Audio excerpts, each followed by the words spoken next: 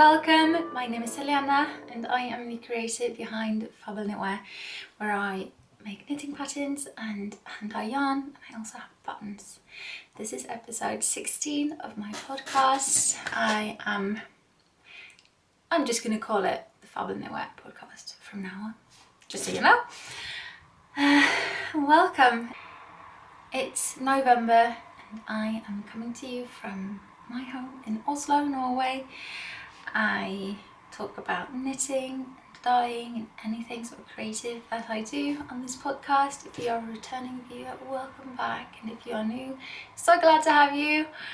I say let's just dive in. I have been very busy this autumn with all the festivals happening, as I'm sure you know. Last Saturday saw the last day of the pop-up, which I talked about last episode, and I'm very excited to get them, like the numbers and everything from that, of how much was sold. I went for the opening and it was so nice, and then I went on Wednesday where me and Norne, Tuva from Norne Yarns, and Tina from Striksilla had like a panel talk, like questions from the audience and on everything like that, which was very nice. Thank you for coming if you joined us there that evening. And I've just been dyeing up. I finished all the advent calendars. I have shipped out all the ones going abroad and quite a lot of the domestic ones. I'm going to pack the remaining domestic ones today and then get them to the post office, and then some are being collected in Oslo. Arrange for that to be done. It's going to be, takes up a lot of room. Each calendar is 5 skeins with 100 grams, and there's quite a lot of them. So there's calendars everywhere. So it'll be good to get those processed completely. So happy with the result. I can't wait for people to start opening them on the 1st of December.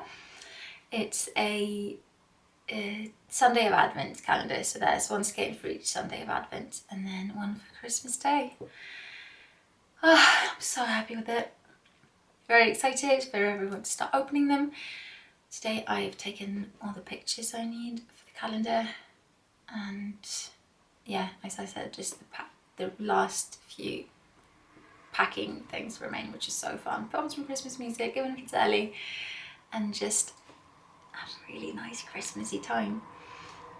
I've also last week started dyeing up for Strikkenes julemarked, which is a knitty Christmas market happening at Kulturhuset in Oslo on the 23rd of November. Can't wait for that. Yeah, really looking forward to it. That's happening very soon, and I just need to get everything ready for that.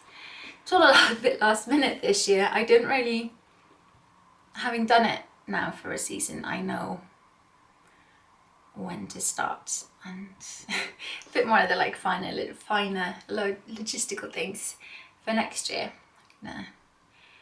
My plan thus far is to work through the summer and then only do what absolutely has to be done during autumn, and do shop updates and stuff. This autumn it's just been really heavy loads before a festival, and then another really heavy load before a festival, because they've not been very widely interspersed. It's been only a couple of weeks between them. So this will be, I was going to say the last, but it isn't.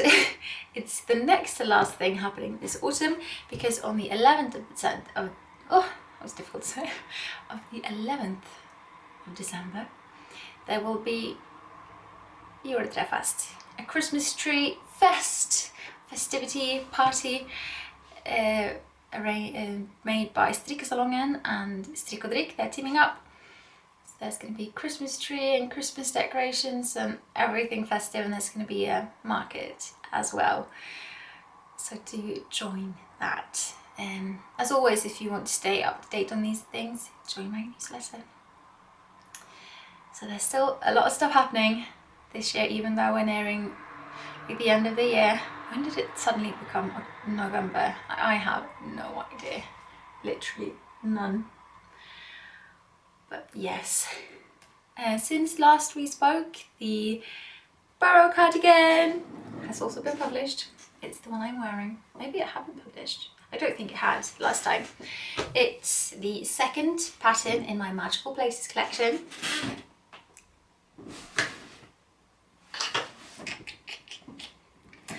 I showed you the one knit in Pickle's Soft Merino last time. This is knit in Fabel Knitwear Gayless Tweed, which is my merino tweed base, in the colour Wildling.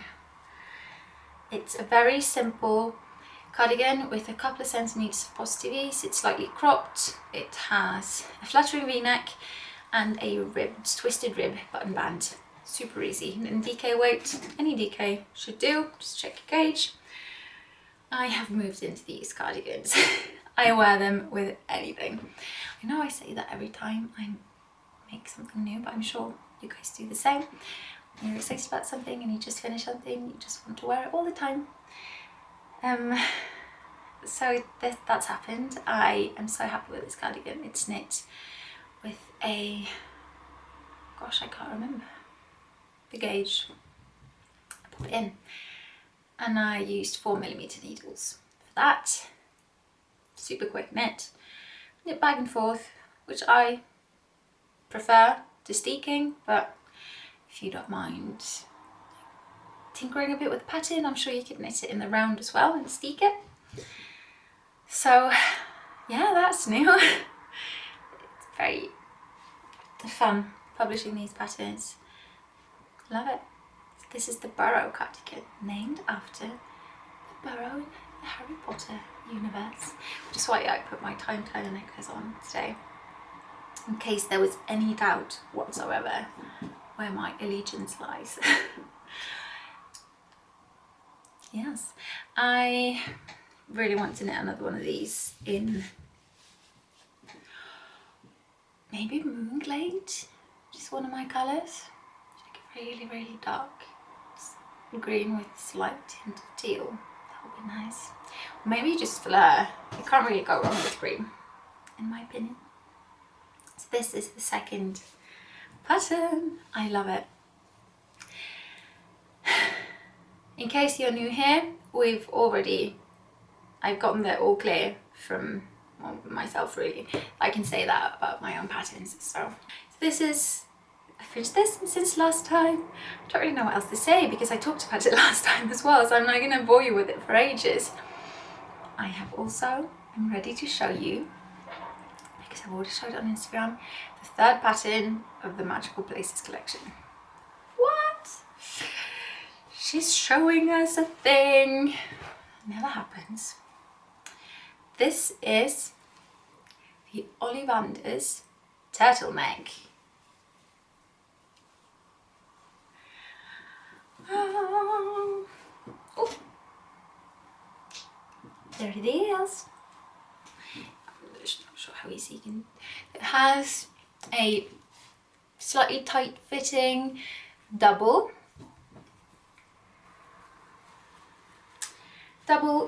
ribbed neckline, keeping you nice and toasty for Christmas. It's knit top down. What? This is new. This is my second of all my patterns. I only now have 2 top down patterns, and this is number 2. I prefer bottom up because I'm strange apparently. But this is top down. So that's going to please a lot of you, I know. Raglan, super easy. And then it has what I like to call wand sparks, which is basically just a flea pattern on the body.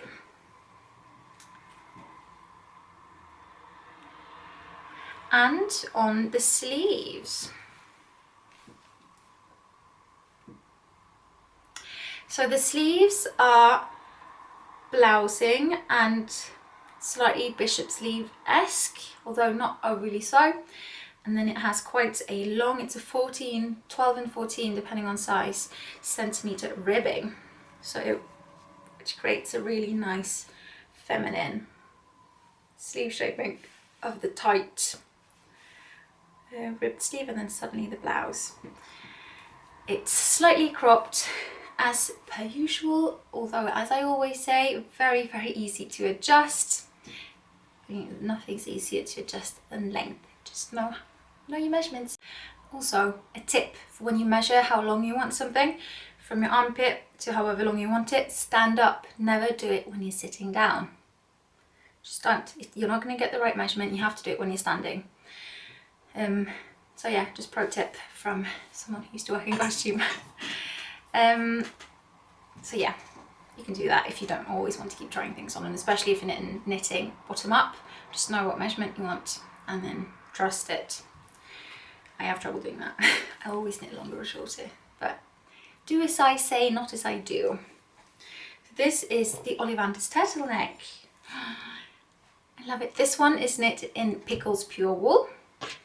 As I've talked about several times, I love Pickles. I collaborate with them for patterns. I have been given this yarn in order for them to design with, and then they're allowed to sell yarn kits for my patterns. So where they get the yarn proceedings and I get the pattern money. So we have a deal there. Full disclaimer. This is it. I love it. This is a heavy fingering weight yarn, I would say. You could also use a light sport weight, or just mind your gauge really. I love this because it's the way that it is. It fits really nicely and feels very light and elegant, but it's still nice and toasty and warm. But I can wear it inside without like dying of heat, which is great, especially in Oslo where it's freezing outside and then you get on the bus and it's horrible. So this is like the best of both worlds for me. It's nice, it's warm, it's super comfortable to wear, but it still feels and looks elegant. So this is the Ollivanders Turtleneck. And when I posted this on Instagram, the response to the name, I love that you love the names. It gives me so much joy. I'm currently also working on another one in my yarn. I'm using Athena for this, which is my fingering weight merino and gold stellina base. This yarn is a lot finer and thinner than pure wool. So I checked my gauge, I didn't meet it. Correct, like nearly, but where I knit a size small in the red one, I went up to size medium in this to make up for my tighter gauge. But it still works beautifully. I'm knitting this. I love this, I'm obsessed. I'm knitting this. The main colour is Fleur, which is creamy colour, and then the pattern colour is Gold Thorn. So yeah, I think this might turn into a game of yarn chicken. I've done like 2 rounds on the ribbing, but it's quite long. This is what I have left, and I'd rather not go into a third skein, but we'll see what happens. This is Gold Thorn. I mean, this colour goes well with everything in my bin.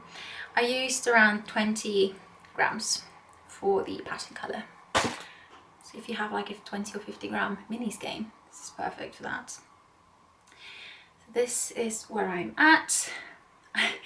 I was doing this last night and it was getting late and I was really tired. Like, but I have to finish. If I finish, I can block it and I can put it up to dry, and I'd rather do that tonight than tomorrow. And then just got to the point, if I am so tired, I'm gonna start fucking up. So I was good. I did well. I put it down. Also, look at this lovely little stitch marker that I made. Little snowflake. It's perfect with this. This is so soft. I really like this, and I feel like these have very, I love both, but I also think they're quite different. It's a bit more rustic, and this has the most gorgeous drape, which is going to be stunning for the blouse and sleeves. I mean, it's going to be amazing. I just know it. I just think this is going to be so elegant in this yarn with how light it is, with the drape. oh, I can't wait to finish it and block it. Just, oh. Finally knitting something in Fleur, which you can't go wrong with cream again. You just can't. Look, isn't it the perfect colour? Oh, love it, obsessed. So this is what I'm currently working on, and I also finished just a tiny little project really, a Rembrandt beret. It's one of my patterns. It's a super simple pattern. It's a beret. I knit it. It took 2 hours. It was super quick. I just knit it from the leftovers from my Burrow cardigan, DK weight. See if I can wear this now without looking silly. I need to fasten the last thread, which I've forgotten to do. I've worn it quite a lot. Look at me matching like a proper nerd. That's what it looks like. You could put a little pom-pom, a button. I've not done anything because I've not fastened the thread yet.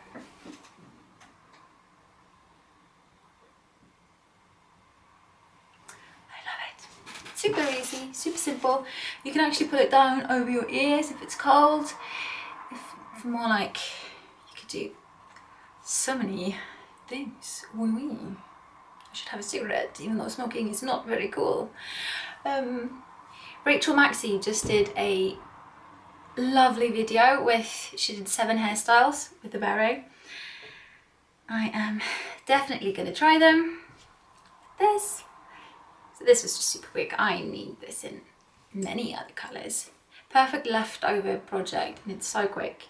And you get something a bit different than just like a little hat. My boyfriend keeps saying I need to wear it like he wore it in the military, which is ridiculous. I can't walk around like this. I look very avant-garde. No. I'm more of a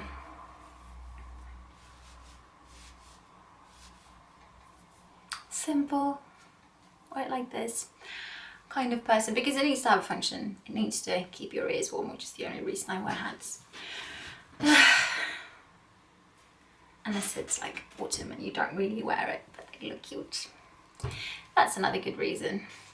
But yeah. Rembrandt beret. I finished that. And apart from, I've not done anything. I'm currently working on this, and I need to figure out today what I'm going to cast on when I finish, because I'm going to finish today. And I really want to knit up another Ollivanders in Usk as another yarn option for the pattern, if I have time, which I don't, but if I have time, I'll add that as an option whenever I finish it. But the thing is, I quite like one in Astronomy Tower and Syrup, even though I'm a Gryffindor. I'm like the Ravenclaw colours are growing on me a bit with Astronomy Tower because I'm so picky with blue, as we've talked about before. But I don't have them. I haven't dyed them up. So what I have Wizard's Robes and I have Goldthorn. But that's basically this. I can't make another one that's pretty much, it's not the same because this is Pickles, that's my hand dyed, and the colours are different. Maybe the other way around. Maybe I can do Goldthorn and then maybe either red one sparks or cream. I don't know what to do. And I'm thinking cream one, but then I have a cream one in Athena. There's only so many you need that look exactly the same. So, and I could always, I'm sure you're thinking, why don't you just dye them up? It's your yarn. Because I need to start tonight or tomorrow. Because if I start something else, I need to finish that before I can start. Oh, it's just me and my crazy ways. I know it's my own. I'm setting these boundaries for myself. But yeah, so that's gonna happen next. And then after that, I'm gonna knit up the second version of my last Magical Places collection pattern, which I am beyond excited to share. Oh, I can't wait. I love my first one, and the second one is, oh, I can't wait. I can show you the colour. I've steamed it up, got it ready. It's gonna be in Athena, in Moulin Rouge. This is my yarn, my colourway. That's really all I have to share. Not really loads of content this time around. There's been a lot happening in the yarn front, just with the advent calendars. I'll take my hat off.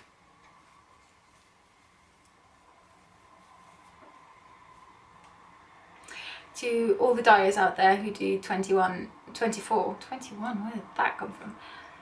24 mini skeins, because packing these, it's so fun, but it takes so much time. Jeez. So yeah, hat off to you. I am never doing 24 mini skeins ever. I'm very happy I have 5 skeins. But yeah, that is taking a lot of time, even though I really enjoy it. There's just so much going on. Apart from that, in other news, there are 2 knit-alongs happening. There's the Fables of Knitting 2019 knit-along, where you can knit any of my patterns and any patterns I mention on this podcast. Cast on, cast off in 2019. Join as many times as you can, both in Ravelry and here. There will be prizes, so you can do that. And you can do the diagonally knit-along, and double dipping is allowed, so you can enter the diagonally for both. Well, you knit the diagonally jumper, cast on, cast off in 2019. I'll close the threads on the 1st of January 2020, and then again there are prizes for both of these. It's gonna be amazing. I love seeing what you are making, and maybe on that note, let's pop in some pictures, shall we?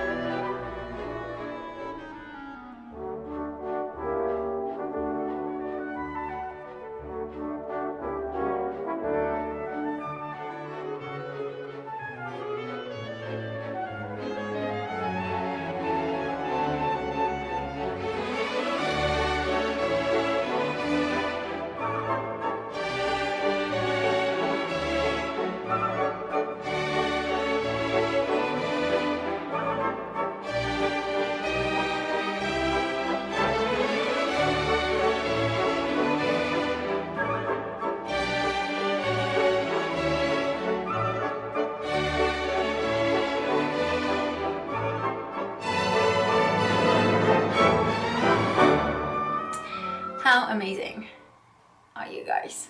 So remember to share. You can share on Instagram, you can share on Ravelry. There will be winners from each. So you can join both places as well. Another double dip that's allowed in my space. So yeah, apart from that, we booked the first night in California. We're going on the 15th of December and we're staying until the 30th. So we're going to celebrate Christmas there. We booked our rental car and the first night in our hotel we're going to drive down to Joshua Tree and we're staying there. And then we're going to drive, we think, this is a rough plan, we have one night booked, up to Sedona in Arizona and then Grand Canyon and then back over to California. And then we're unsure, we don't know if we're going to do San Francisco or not, or if it's going to be too hectic, and then drive down the coast, stop, like have lunch in like Monterey or Santa Barbara or wherever. I think we're gonna sleep in, what's it called? Very close to St. Luis Obispo, I think it's called. There's a beach. That was a good like driving distance from San Francisco. And then we're gonna drive down to San Diego. We have friends who live. And we think we're gonna celebrate Christmas with them because they invited us to do so, which is very kind. And then we'll do the last few days in LA. And I really want to go to Universal Studios or Disneyland. My boyfriend thinks we can't go to Disneyland if we don't have kids. I wholeheartedly disagree.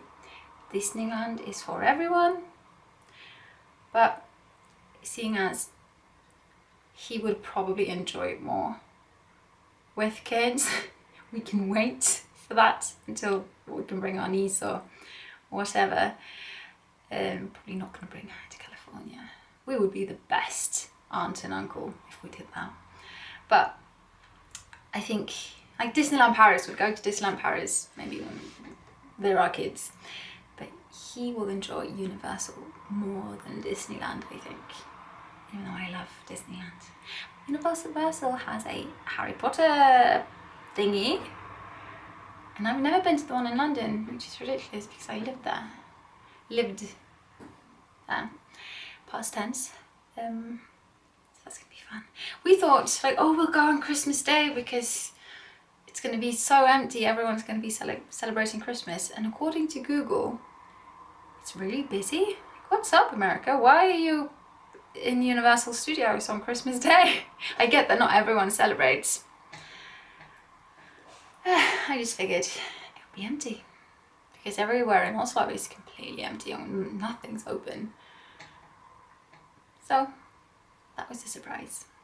Yeah, it's going to be fun. So that's happening. I'm just rambling on now. Someone to talk to. That's what happens when you work from home. Oh, anyway, I've got stuff to do still. I need to pack up the last calendars and get them to the post office. Thank you for watching. I hope you enjoy the rest of your week and I will see you in my next video. Bye.